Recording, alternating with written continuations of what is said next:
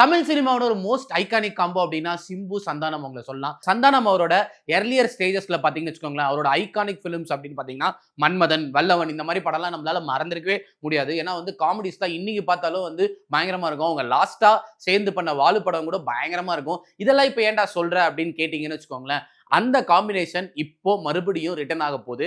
எந்த படத்துல அப்படின்னு கேட்டீங்கன்னு வச்சுக்கோங்களேன், எஸ்டிஆர் 49 நம்ம ராம்குமார் பாலகிருஷ்ணன், அதாவது பார்க்கிங் டைரக்டர் டைரக்ட் பண்றாரு பாத்தீங்களா, அந்த படத்துல இந்த ஐகானிக் காம்போ மறுபடியும் சேர போகுது.